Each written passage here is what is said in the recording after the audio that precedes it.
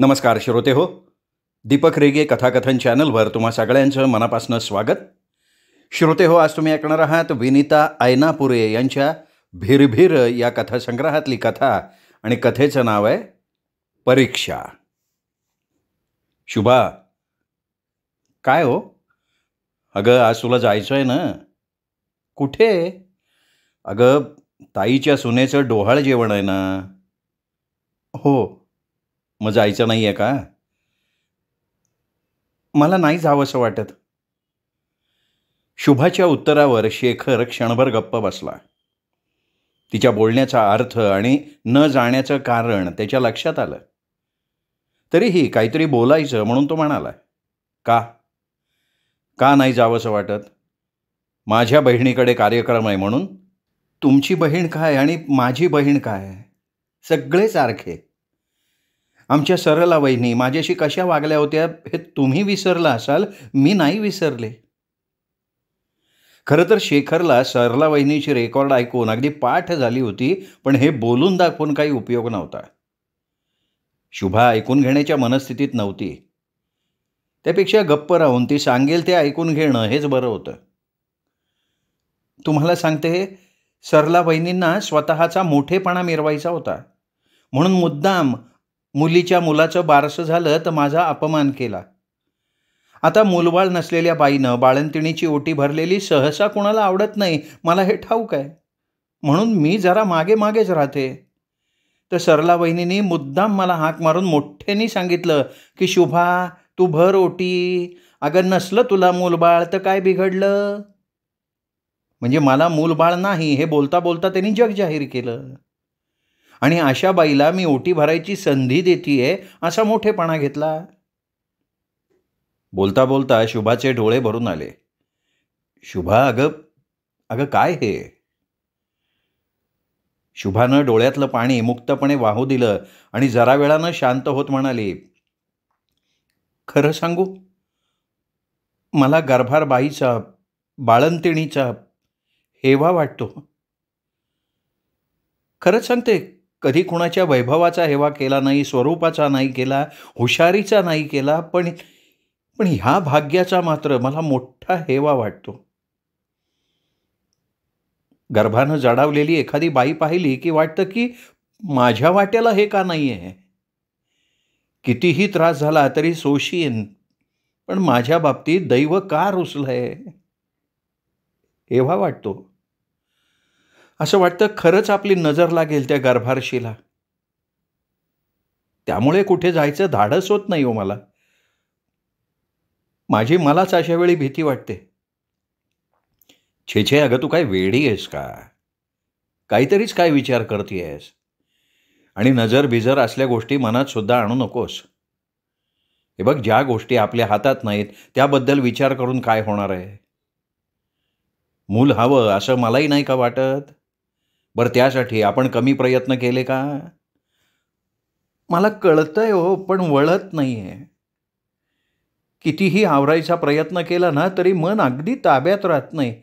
ते सतत टाहो फोडतं की मला मूल हवंय. नाही सहन होत मला. बोलता बोलता शुभाचा आवाज तापायला लागला. काहीही न बोलता शेखर उठला. आज स्वयंपाकघरात जाऊन त्यांनी पाण्याचं भांडं आणलं, शुभाच्या हातात दिलं आणि तिने ते तोंडाला लावताच तो टेप रेकॉर्डरकडे वळला. अगदी हळू आवाजात संगीत वातावरणात झिरपायला लागलं. शुभाही हळूहळू शांत झाली.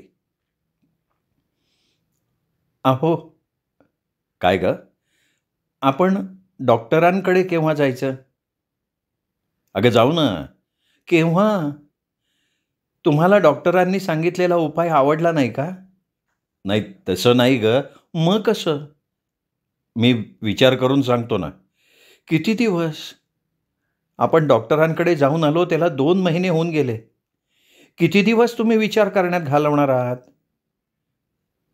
नाही म्हणजे ह्याच्याशिवाय काही ट्रीटमेंट नाही का? गेली 10 वर्ष आपण कमी का उपाय केले?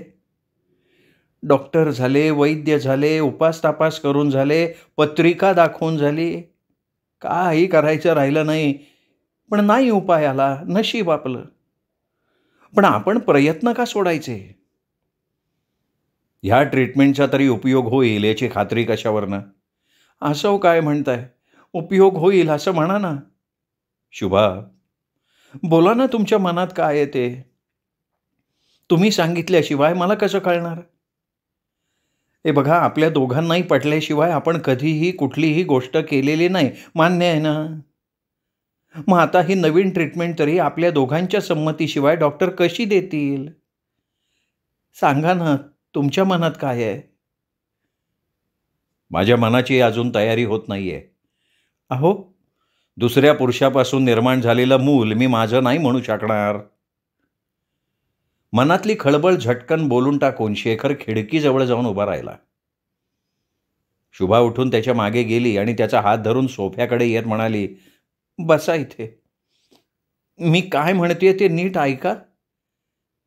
हे बघा, माझ्या पोटी जन्माला येणारं मूल दुसऱ्याचं कसं होईल? मी तुमची नाही आहे का? प्लीज शुभा, मला अहो, लोक अनाथालयातनं एखादं पोर दत्तक घेतात. सर्वस्वी परक्या मुलाला आपलं म्हणून वाढवतात. नाही आई ठाऊक, नाही बाप, पण पोर आपलं म्हणतात. इथे निदान मुलाची आई तरी तुमची बायको आहे ना? मला सगळं समजतंय ग, सगळं समजतंय. पण शुभा, रागवू नकोस ग माझ्यावर. मला समजून घे ना. माझं मन अजूनही ह्या गोष्टीला तयार होत नाहीये. एवढ्यात दारावरची बेल वाजली. पदरानं डोळे कोरडे करत, केस सारखे करत शुभा दाराकडे धावली. दारात तिची जिवलग मैत्रीण मीनाक्षी उभी होती. तिला पाहिल्याबरोबर शुभाची कळी खुलली. अय्या, आज अगदी अचानक, असं म्हणत तिने मीनाक्षीला आत घेतलं. शेखरचं अस्तित्व विसरून दोघी गप्पांमध्ये मग्न झाल्या. शेखर आत उठून गेल्याची नोंद दोघींनीही घेतली नाही आणि शेखरला इथे बरंच वाटलं. तो उठून बेडरूममध्ये गेला.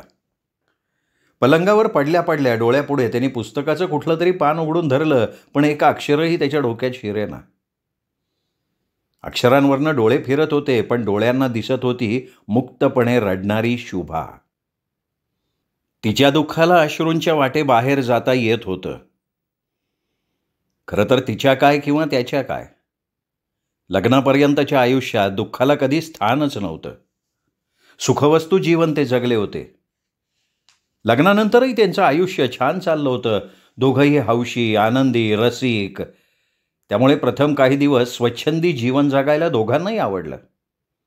भोवतालच्या जगाकडे लक्ष देणे इतकं भानच त्यांना नव्हतं, इतकी ती एकमेकात मशगूल झालेली होती. नव्याची नवलाई नसली तरी वर्षभरात त्यांच्या लक्षात आलं की आपल्याबरोबर किंवा आगेमागे ज्यांची लग्न झाली आहेत त्यांच्या घरात पाळणा हलायलाही लागलाय. आपल्याला इतक्यात नकोच आहे अशी मनाशी समजूत घातली तरी मन थोडंसं शंकित झालंच. पण होईल, झाला उशीर तर होऊ दे. नाही तर एकदा मूल झालं की कायमचं अडकलं जाणार. सध्या मिळतोय तेवढा सुटसुटीतपणा भोगून घेऊया. ह्या विचारात दुसरं वर्ष संपलं. आता मात्र शुभाला आणि शेखरलाही काळजी वाटायला लागली. वरवर दाखवलं नाही तरी अंतर्यामी कुठेतरी वैफल्याची भावना डोकं वर काढायला लागली. शृंगारातही रितेपणा जाणवायला लागला. त्यातून मित्रमैत्रिणी, नातेवाईक कोणाकडेही गेलं की न चुकता एकच प्रश्न येईल, काय पेढे केव्हा देताय? आपोआप दोघांचं कोणाकडे जाणं कमी झालं. ओळखीच्यांना टाळावं असं वाटायला लागलं. कुठेही चुकून गेलं तर लोकांच्या मुलांविषयी गप्पा, खोड्यांची कौतुकं हे ऐकताना कानकोंड व्हायला लागलं. तरीही शुभाच्या माहेरी आणि शेखरच्या आईवडिलांकडे जाणं येणं सोडता येणार होतं का? दोघांच्याही आया आजी व्हायला उत्सुक होत्या. त्यामुळे कधीही गेलं तरी दोघी विचारत, काय रे, तुमचं काय ते प्लॅनिंग म्हणतात ते नाही ना? नाही असं उत्तर दिलं तरी दोघींचं समाधान होत नसेच. अरे मग अजून का होत नाहीये काही? निदान कोणाला दाखवा तरी. मग खरंच कोणाला दाखवणं सुरू झालं. सतत 8-9 वर्ष तोच कार्यक्रम. कुणी सांगितलं आमका डॉक्टर चांगला, तिकडे जा. आमच्या डॉक्टरणीच्या हाताला यश आहे, तिकडे धावा. कोणी वैद्य केवळ नाडी परीक्षेवरनं अचूक निदान करतो आणि आयुर्वेदातली काहीतरी औषधं बनवून देतो, त्याच्याकडे जा. पत्रिका बघून कोणी कसले उपाय सांगितले, करा. कसल्या कसल्या चाचण्या, कसल्या कसल्या उपाययोजना, जे कोणी जे काही सांगेल ते करायचं. महिन्यातल्या एका विशिष्ट दिवसाकडे नजर लावूनच दोघांनी एकत्र यायचं आणि पुन्हा महिनाभर ती निराशा पदरी घ्यायची. दोघंही अगदी उदास झाले. त्या शुभाला वेळोवेळी लोकांचा येणारे अनुभव अस्वस्थ करत. शेखरला हे जाणवे, पण फारसं अनुभवावं लागत नव्हतं. तरीही आपलं स्वतःचं असं मूल असावं हे त्यालाही मनापासनं वाटत होतं. सगळे उपाय झाले. 2 महिन्यांपूर्वी डॉक्टरांनी आणखीन एक उपाय सुचवला. खरं तर इतर ट्रीटमेंटसारखी त्यांनी परस्पर ही उपाययोजना केली असती तर कोणाला, अगदी शुभाला आणि शेखरलाही काही कळलं नसतं. पण वैद्यकीय शास्त्राप्रमाणे नवरा बायकोची खुशीनं संमती असल्याखेरीज डॉक्टर पुढे पाऊल घेणार नव्हते. दुसऱ्या कोणा पुरुषाचं छे, शेखरचं अंग आत्ताही शहारलं. हा प्रत्यक्ष नसला तरी व्यभिचारच नाही का? कोण कुठला माणूस आणि कोणत्याही रूपानं का होईना तो माझ्या बायकोच्या शरीरात शिरतोय, मला सांगून सवरून. इतकंच नाही तर तो तिथे वास्तव्य करणार, साक्षात बाळरूप घेऊन. इथे माझ्या घरात माझ्यासमोर वावरणार आणि मी ते बघायचं. त्या होणाऱ्या पोराला आपलं म्हणायचं. कोणाचं ते पोर? कोणत्या माणसाचं? कसा असेल तो माणूस? कोणत्या जातीचा, धर्माचा? कसं असेल त्याचं स्वरूप? आणि कसाही कोणीही असला तरी त्याच्या वीर्यातून जन्माला आलेलं मूल मी माझं मानू? कसं शक्य आहे?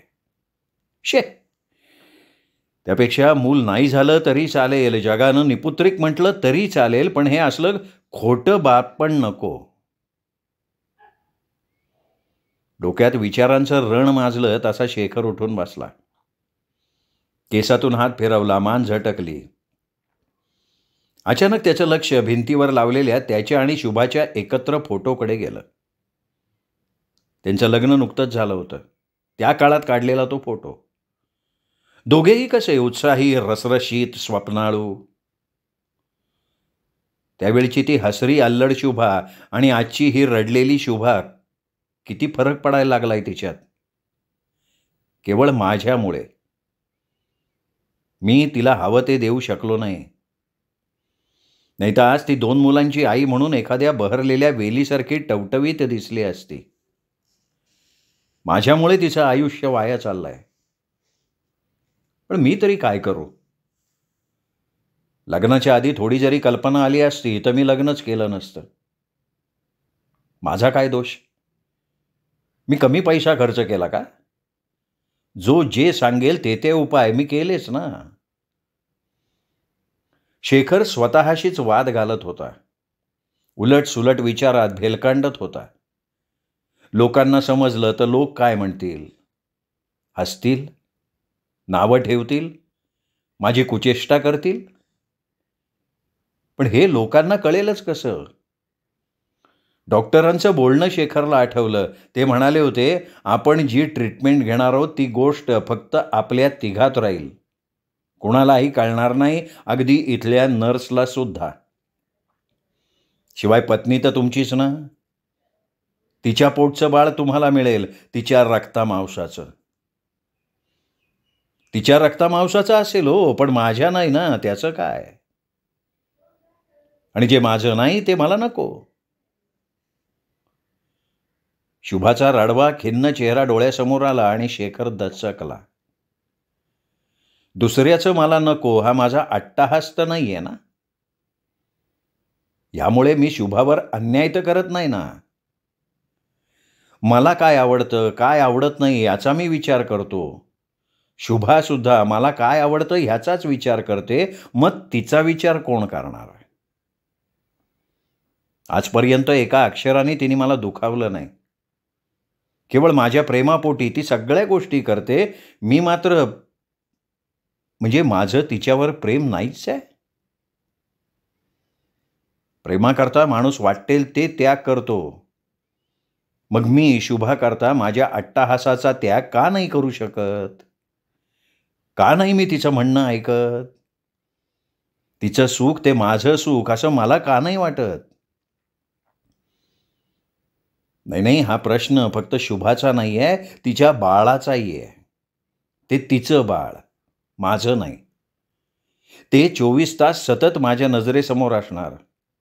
मग प्रत्येक क्षणाला माझ्या मनात येईल की ते माझं नाही, माझ्या रक्तामांसाचं नाही. आणि त्याच क्षणी वाटेल हे माझं नाही, मग कोणाचं? कोणत्या बापाचं? शेखरने डोकं गच्च दाबून धरलं. विचारांचा कोलाहल त्याला सहन होईनासा झाला. काय करू? शुभाला हो म्हणू का काय करू काय?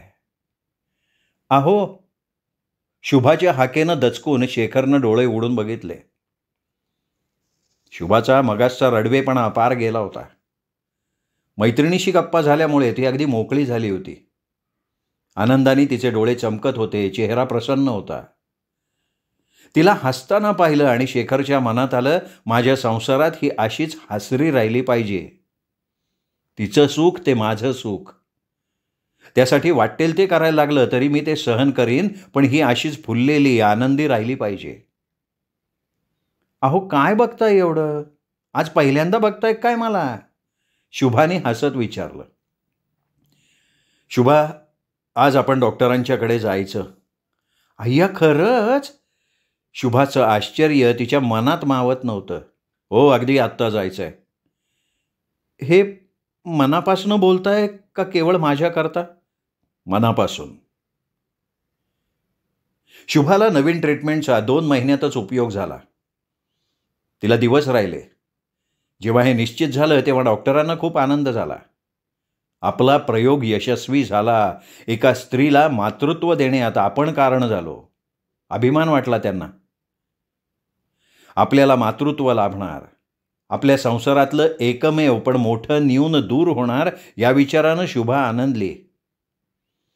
शेखरनेही आनंद व्यक्त केला, पण तो वरवरचा. तो आनंद केवळ दाखवण्यापुरता आहे, अगदी मनाच्या गाभाऱ्यातून आलेला नाही हे त्याचं त्यालाही जाणवलं. ते शुभाच्या लक्षात येऊ नये म्हणून तो आनंद जास्तच व्यक्त करायला लागला. शुभालाही शेखरचा आनंद मनापासून नाही, तो वरवरचा आहे हे जाणवत होतं. पण ही गोष्ट बोलण्यासारखी नाही हेही तिच्या लक्षात आलं होतं. ती स्वतःतच रमून गेली. लग्नानंतर इतक्या वर्षांनी शुभाला दिवस गेलेत ही बातमी पसरायला वेळ नाही लागला. भेटणारा प्रत्येक जण दोघांचंही अभिनंदन करत होता. ते स्वीकारताना शुभा आनंदानं डवरून निघत होती, पण शेखरच्या मनात येत होतं की शुभाचं अभिनंदन करणं एक ठीक आहे, माझं कशासाठी? बाप होणार म्हणून? मी कसला बाप? माझा काय वाटा यात? माझा काय पुरुषार्थ आहे? मग कधी शुभाची आई तर कधी शेखरची आई त्याच्याकडे येऊन राहायला लागल्या. शुभाची काळजी घ्यायला लागल्या. तिला काय हवं नको दोघीही बघत होत्या. औषधं, दूध, फळं, मिठाई सगळं तिला हवं तसं आणि डॉक्टरांच्या सल्ल्यानुसार अगदी बारकाईनं चालू होतं. तीही हौसेनं होणारे शारीरिक बदल न्याहाळत होती. पोटाचा आकार वाढत होता. बाळाची हालचाल जाणवायला लागली तशी पोटावर हात ठेवून ती बाळाचा आदमास घेऊ लागली. स्वतःच्या आनंदात बुडाल्यासारखी ती वावरत होती. विचार सारखा पोटातल्या बाळाचा. मुलगा का मुलगी? कोणीही असो, पण कसं असेल ते बाळ? कोणासारखं? देवा, ते माझ्यासारखं असू दे म्हणजे शेखरलाही ते आपलं वाटेल. आनंदात इकडे तिकडे स्वैरपणे विहार करताना पायाला काटा टोचावा, शोधायला जावं तर मिळू नये, पण पायाला मात्र तो सलत राहावा, नेमका कुठं सलतोय तेही कळू नये. अशी शुभाची शेखरच्या बाबतीत अवस्था होती. स्वतः आनंदाच्या डोहात डुंबत असतानाही शेखर मनापासून आनंदी नाही हे तिला कधीतरी जाणवलं. त्याचं आपल्या बोलण्याकडे लक्ष नाही. कधीकधी तो नुसता एकटक आपल्याकडे बघत राहतो. त्याच्या नजरेतले भाव कळत नाहीत, त्याच्या मनात काय आहे ते कळून येत नाही, हे शुभाच्या लक्षात येई. विचारलं की तो काही नाही गं असं म्हणून कसनुसं हसून तिचं बोलणं उडवून देई, तर कधी तो स्वतःलाच सावरण्याचा प्रयत्न करून आपल्या आनंदात समरस होण्याची कसरत करतोय, असं सुद्धा शुभाला वाटायला लागलं. कदाचित आपल्या मनाला होणारा हा भास तर नाही ना, हे आपल्या मनाचे खेळ तर नाहीत ना, अशीही शंका तिला येई. कारण वरवर बघितलं तर शेखर कर्तव्यात कुठे चुकत नव्हता. आई किंवा सासू किंवा डॉक्टर जे कोणी काही सांगेल ते तिच्याकरता करत होता. औषधं, दूध वगैरे तर होतं, पण मग आईच्या सांगण्यावरनं कधी हिरवी साडी तर कधी एखादा किरकोळ दागिना तो हौस म्हणून आणतच होता. मग शेखर आनंदात नाही असा आपल्याला भास होतो का? उगीचच वाटतं का? हा आपल्याच मनाचा खेळ आहे. शुभा स्वतःशीच विचार करी. तिला 7वा महिना लागला. दर महिन्याप्रमाणे ह्याही महिन्यात ती डॉक्टरांना भेटायला गेली. तिच्याबरोबर शेखर आणि त्याची आईही आली होती. डॉक्टरांनी तिची तपासणी केली आणि शेखरकडे बघून हसून म्हणाले, छान आहे तुमच्या बाळाची प्रगती. शेखरची आई समाधानानं हसली, शेखरही हसला, पण तुमच्या बाळाची या शब्दावर त्याला ठेच लागली असावी. तो कसनुसं हसला असं शुभाला वाटलं. याहीपूर्वी अनेकदा तिला जाणवलं होतं की शेखरचा आनंद निर्भेळ नाही, त्यात कुठेतरी विषादाची छटा आहे आणि ती तो दडपण्याचा प्रयत्न करतोय, आनंदी असल्याचं भासवतोय. मग आपण त्याला नको असताना त्याच्यावर पितृत्वाची बळजबरी तर केली नाही ना? पितृत्व त्याला हवंय, पण ह्या उपायानं त्याला नको होतं. मग मी ह्या उपायाचा पाठपुरावा त्याच्या मनाविरुद्ध केला का? यातून जर तो सुखी होणार नसेल तर? शुभानं मान झटकून आपल्या मनातले विचार दूर केले, पण घरी आल्यावर मात्र तिला राहावे ना. शेखरची आई शेजारणीशी गप्पा मारायला गेली हे बघून तिने आपल्या मनातले विचार शेखरला बोलून दाखवले. शेखर गंभीर झाला. मी ह्यापूर्वी कधी बोलले नाही, पण माझी शंका खरी आहे ना? खरंच तुम्हाला आनंद होत नाही का? मी कधी तसं म्हटलंय? म्हणायला कशाला हवं, मला समजतं ना. उगाच काहीतरी शंका घेऊ नकोस. ही शंका नाही आहे. मला बरेचदा जाणवलंय, तुमचा चेहरा एक क्षणभर का होईना पण बदलतो. तेवढा एकच क्षण, आणि तो मला मग दिवसभर अस्वस्थ करतो. असं वाटतं की मी फक्त माझा विचार केला. तुम्हाला नको असताना तुमच्यावर ते लादलंय. शुभा, तुझं म्हणणं थोडंसं खरं आहे. म्हणजे हे माझ्यावर लादलंय हे खरं नाहीये, पण आनंद पूर्णपणे होत नाही हे पुष्कळसं खरं आहे. खरंच काही वेळा माझ्या मनात वादळ उठलं ग. कितीही उलटसुलट विचार केला तरी एक वेळ अशी येते की माझा मी राहत नाही, माझा स्वतःवरचा ताबा सुटतो. तुम्हाला हे नको होतं का? अजूनही नको वाटतंय का? अहो, यापूर्वीच जर बोलला असतात तर काय? डॉक्टरांच्याकडे जाऊन, शुभा प्लीज प्लीज वाटेल ते बोलू नकोस. मी असं बोललेलं तुम्हाला ऐकवत नाही, आणि तुम्ही उद्या जर आपल्या बाळाशी दुरावा ठेवून वागलात तर मग माझी काय अवस्था होईल?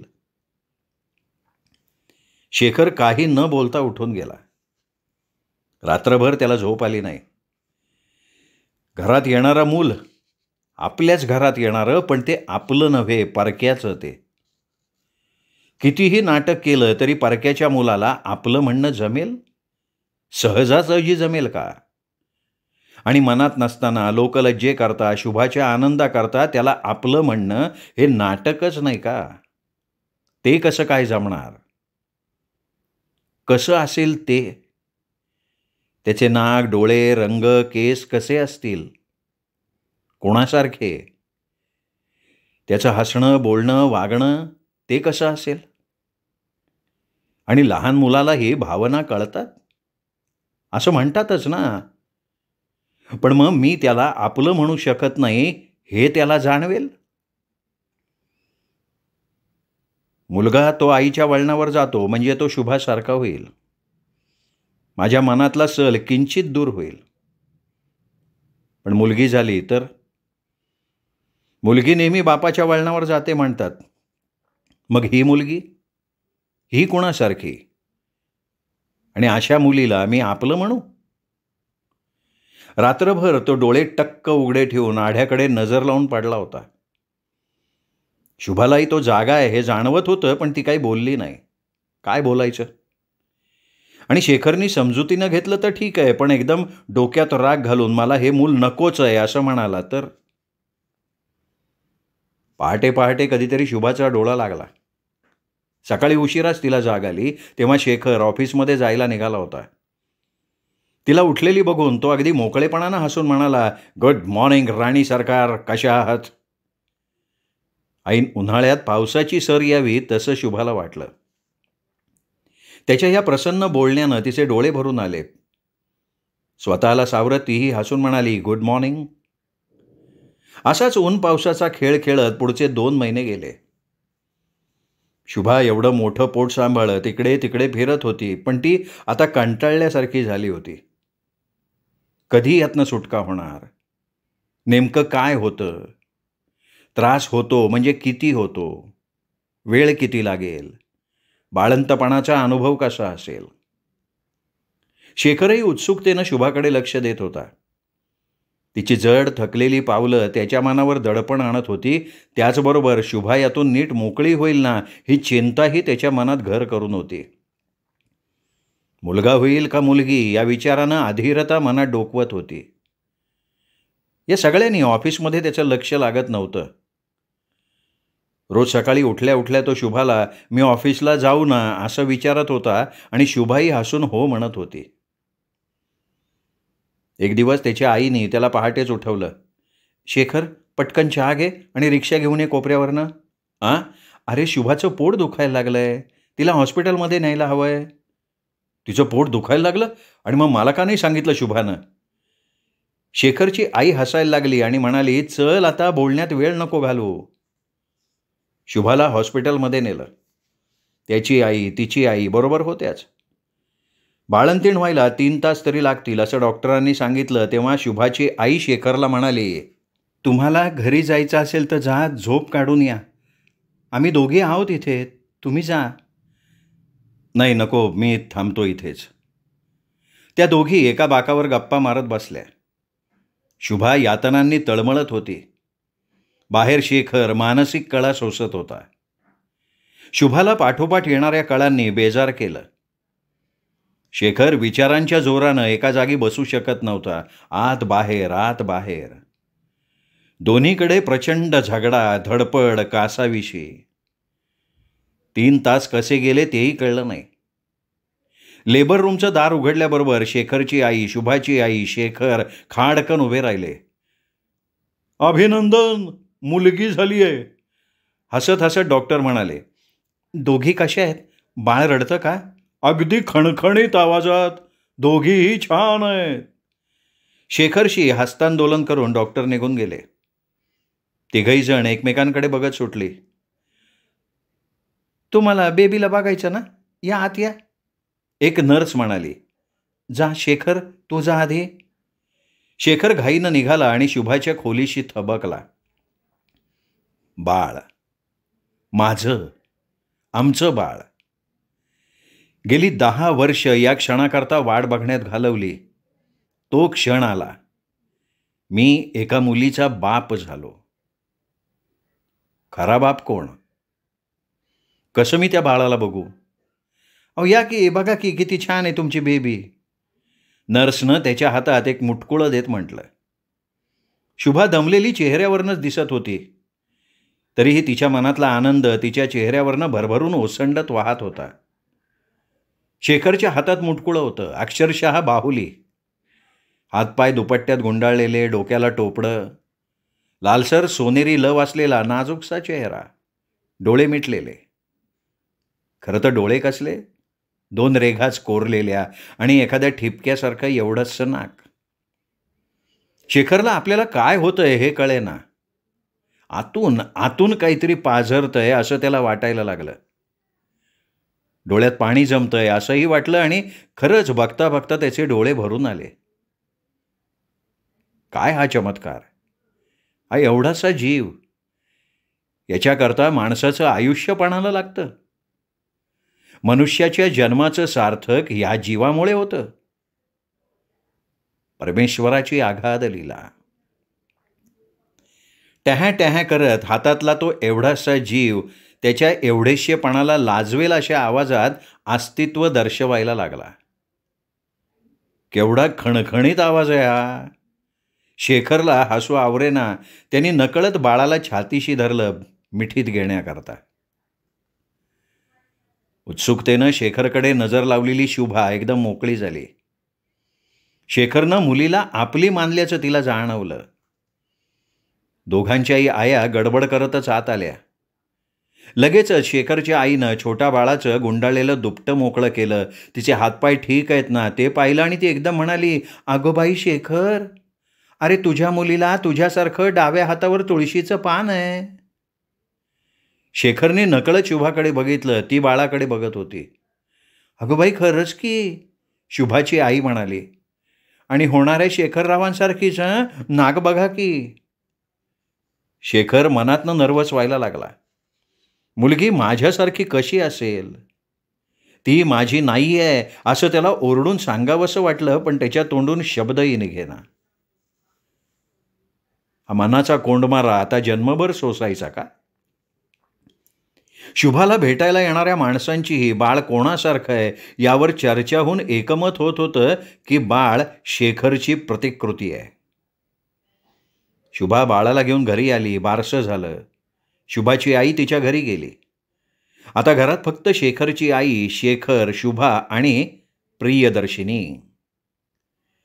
शेखरची आई नातीला हातात घेतलं की शेखरचं लहानपण आठवे.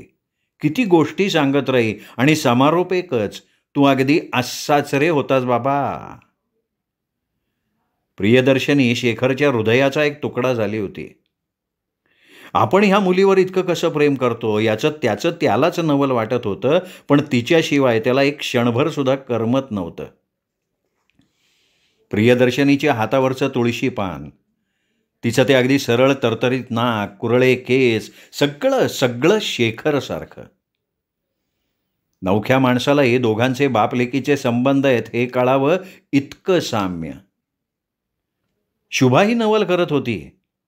हे खरंच साम्य आहे की आपल्याला भास होतोय हे तिला कळेना. प्रियदर्शनीला पोलिओचे डोस देताना शेखर शुभाबरोबर गेला. तो मनाशी काहीतरी निश्चित करून. डॉक्टर भेटल्या भेटल्या शेखरनी त्यांना सांगितलं, "डॉक्टर, मला तुमच्याशी जरा बोलायचं आहे." "हां बोला की." "डॉक्टर, प्रियदर्शनी हुबेहूब माझ्यासारखी दिसतीये. म्हणजे मला असं म्हणायचं आहे डॉक्टर की." डॉक्टर हसायला लागले. शेखर आणि शुभा गोंधळले. "डॉक्टर?"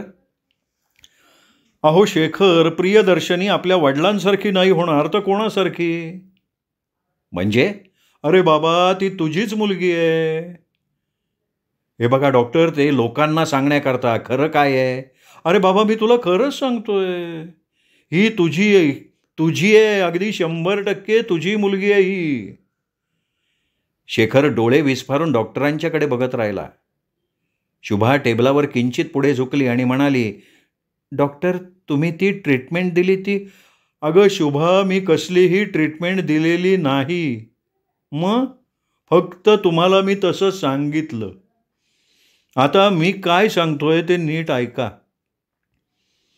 आपल्याला मूल होत नाही या विचाराचा नवरा बायकोच्या मनावर इतका ताण येतो की ते जेव्हा एकत्र येतात ना, तेव्हा सुखापेक्षा वैफल्याची भावना त्या ठिकाणी निर्माण होते. हा ताण घालवणं हे महत्त्वाचं आणि अवघड.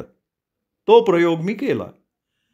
दुसऱ्या पुरुषाचं वीर्य वगैरे काहीही मी वापरलेलं नाही. साधी शक्तिवर्धक इंजेक्शन्स दिली, मी ट्रीटमेंट सुरू केली असं तुम्हाला भासवलं. माझा प्रयोग यशस्वी झाला. प्रियदर्शनी ही फक्त तुझीच आहे शेखर."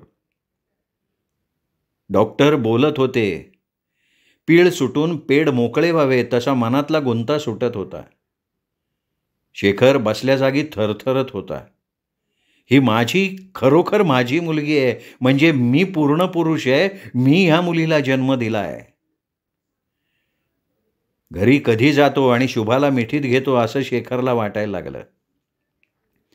त्यांनी बोलून न दाखवताही शुभाला त्याच्या मनातले विचार कळत होते. ती मनाशी विचार करत होती, डॉक्टरांना विचारायलाच हवं आता की काय वापरणं चांगलं, कारण दुसरं मूल केव्हा, पहिलं शाळेत जाईल तेव्हा. श्रोते हो, तुम्ही आत्ताच ऐकलीत विनिता ऐनापुरे यांची कथा परीक्षा. हा कथेचा व्हिडिओ नक्की तुम्ही लाईक कराल माझी खात्री आहे. विसरला असाल तर हा व्हिडिओ पटकन लाईक करा. कथा कशी वाटली हे सांगण्यासाठी पटकन कमेंट करा आणि ही कथा आपल्या कथाप्रेमी मित्रपरिवारात नातेवाईकात शेअर करा एवढीच विनंती करतो आणि थांबतो. पुन्हा भेटूयात अशाच उत्तम कथेसाठी दीपक रेगे कथाकथन चॅनलवर. तोपर्यंत नमस्कार.